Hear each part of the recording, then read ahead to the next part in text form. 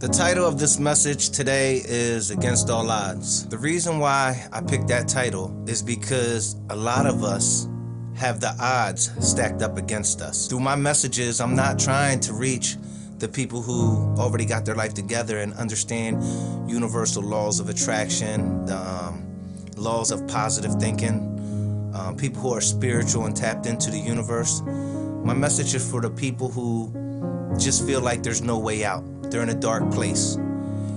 I'm going to try to help them people transition from that dark place to a much brighter place. Welcome to the Michael Parker Project.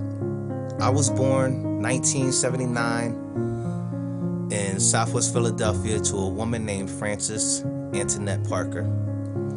My mother was 17 years old when she had me. She was a runaway when she met my father, who was about 32 years old. And she was 16. So I guess just that sentence in itself says a whole lot, and you can figure that one out. Basically, she got pregnant and she called my grandparents and told them I need to come back home, and they took her back home. I'm a half Caucasian, half African American person, and back in 1979, I lived in a Irish Italian neighborhood, 2507 South 62nd Street, Southwest Philadelphia. And, you know, I'm just going to cut to the chase and get straight to it. Back then in those times, if you think that it's a lot of racial tension going on now in 2020, back then it was bad. You had segregation. Even though segregation laws didn't really exist, we had segregation. You were in a white neighborhood and outside was the black neighborhood, and here I am, a half black person in a white neighborhood. So it was pretty tough, to say the least.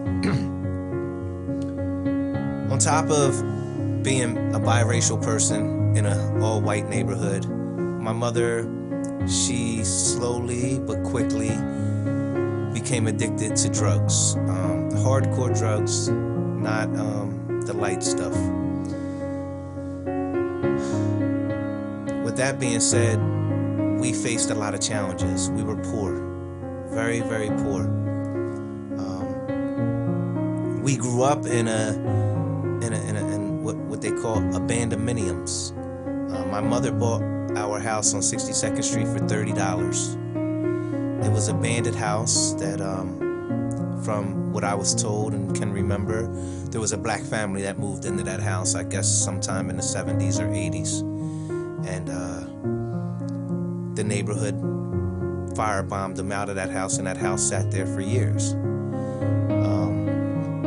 Eventually, my mom got it on a sheriff's sale for about $30, and I think the complete total was about $230 that she paid for the house that we grew up in. It wasn't a great house.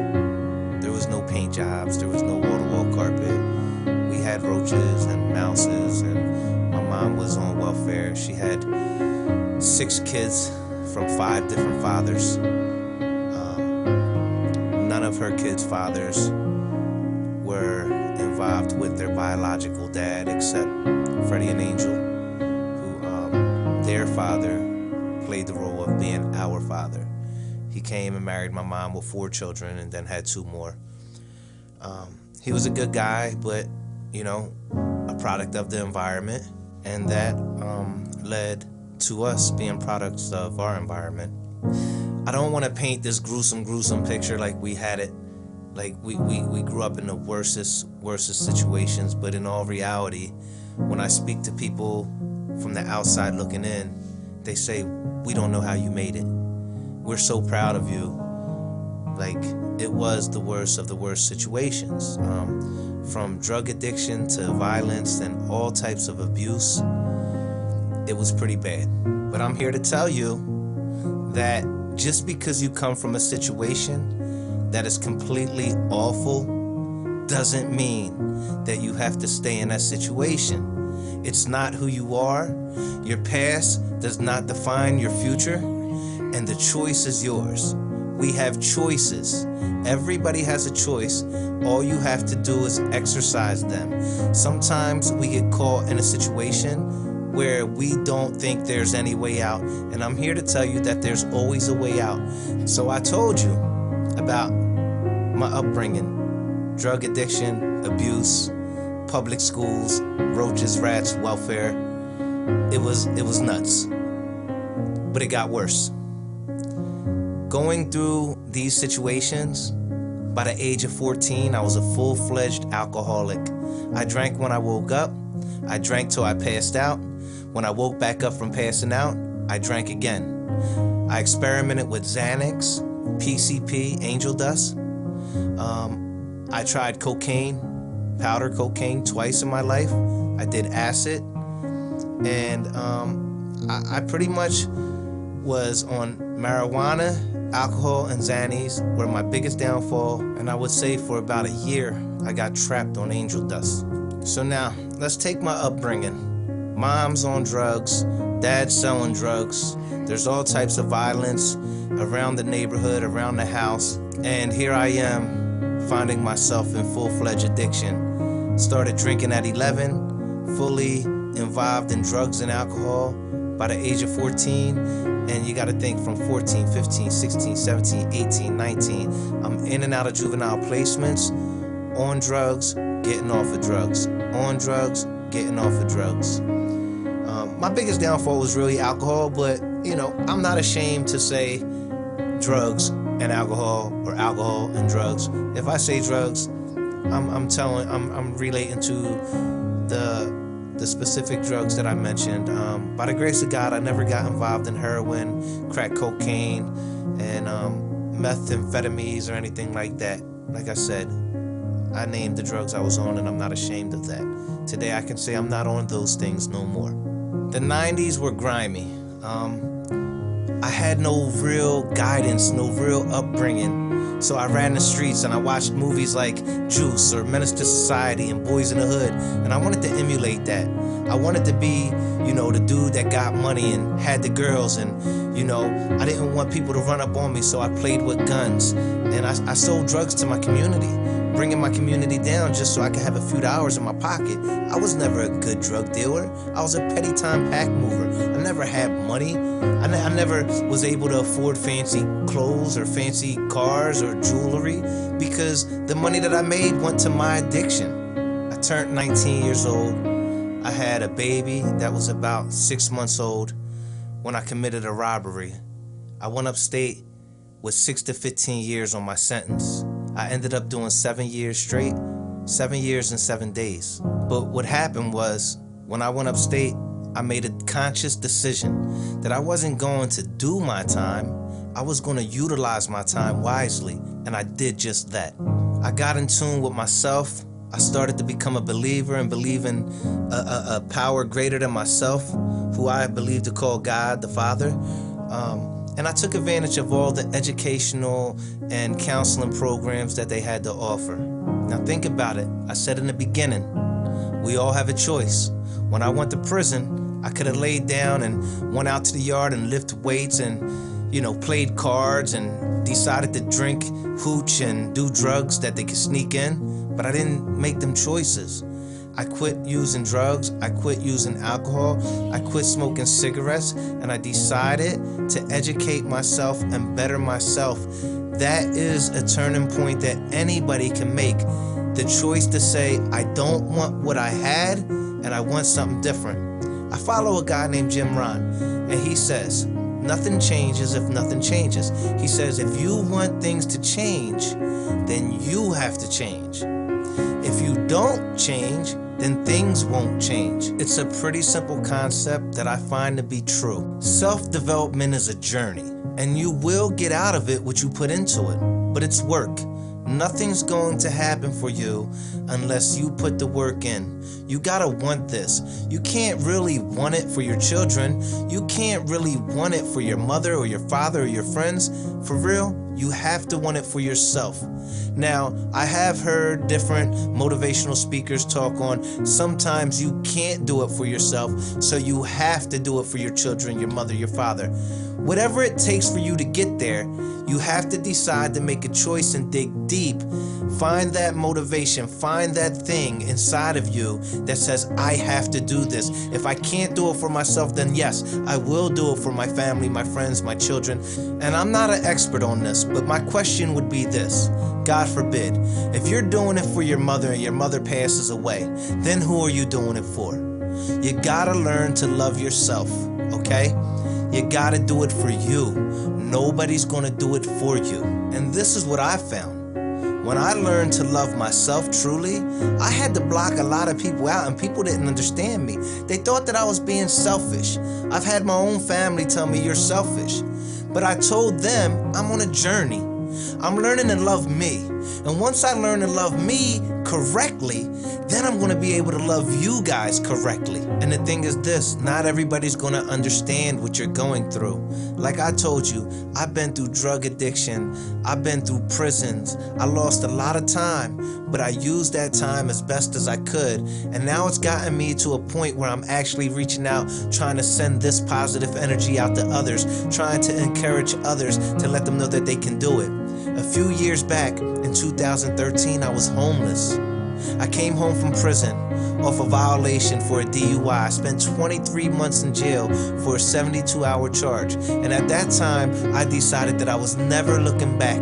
I've been in the system since I was 11 years old, and I'm 40 now, and I'm out of the system. Nothing is sending me back. The reason why I know nothing will ever send me back is because I made the choice. I made my mind up. I'm never going back. When I was in jail on that DUI, I lost everything. I lost my house, I lost my son, I lost my ex-girlfriend, I lost it all. I got papers slid under my door telling me that my house was going into foreclosure, and I needed $5,000 to save my house. I let that house go. I let everything go. But while I was in there, I came up with a new plan. My plan was not to focus on the past, just focus on today and focus on tomorrow. See, I gained a whole bunch of tools over the years, but what good is your tool bag sitting at home when you're on a job site? I used to go to work without a 5-in-1, and my foreman would say, hey, Parker, you got a 5-in-1? I say, no. Well, where's it at? I forgot it at home. Well, what good is it at home? You need it here at work. It's the same thing with these mental tools that we carry around. How to cope, coping skills. I see a lot of my friends that I grew up with dying from heroin. And the reason why I tell my wife all the time, I say they're dying because they don't have no coping skills. They let people put them down. They let people tell them who they are. They let people tell them they're never going to make it. They start to adapt to these type of negative thoughts. And next thing you know, they got a needle in their arm and they're shooting up. And they're killing themselves. One by one. We have to learn coping skills, everyday skills to get us through life. Just because someone puts you down don't mean you gotta stay down. You gotta learn to get back up when you hit that ground. And if you don't, you end up in jails, death, institutions, foreclosures, loss of jobs, financial distress, everything. What are you gonna do? Are you going to have a lack of self-esteem and stay down? Or are you going to fight your way to the top by building your self-esteem, believing in yourself, changing your negative self-talk into positive self-talk? These are all choices. I had all the odds stacked against me. I was a thug. I was a criminal. I came from trash. I was a welfare bum. And I'm not saying that everybody on welfare is a bum, but this is the way that society labels us. So do you want to be labeled, or do you want to create your own title? With self-development, you can do just that. You gotta stop people from telling you who you are. You need to stand up and you need to tell them who you are. Do not let nobody tell you that you're a loser. Do not let nobody tell you that you're not gonna make it. Do not let nobody tell you that you can't do something. You can do anything that you set your mind to. I told you 7 years ago I was completely homeless, calling different family members, asking, can I sleep on your couch? Today I have my own home in a beautiful neighborhood. I have a business that's growing. And I'm not letting nobody tell me I can't do nothing. These people told me everything I got today, they told me I couldn't get. Everything that I am today, they told me I would never be. And what do you think that I did? I took a step back. I got away from them. I started to clear my mind. and replace every negative thought, every negative doubt with a positive thought. I started to pray. I started to meditate. I started to read books. I started to listen to positive people like Jim Rohn, Tony Robbins, Pastor Joel, Joyce Myers, Les Brown, Eric Thomas, anybody that had a message that told me I could. Those were the people that I listened to. Don't listen to the naysayers. They're only going to bring you down. They're going to keep you where you're at. If you want something different, you got to do something different. I can't give you everything in 15 minutes. But what I would like to do is inspire you enough to know that you can do something different. Life is all about choices. In the blink of an eye, things can change for you, but it's all up to you. It's all about choices. You can be anything that you put your mind to, but it gotta start now. Yesterday is gone. Leave it alone. Learn from it. Learn from your past. Today is here. Think about what you want to do today and go on to execute your goals tomorrow, and you will live a better life. Believe in something greater than yourself. It works. Believe in yourself, and you will be everything that you ever dreamed you can be.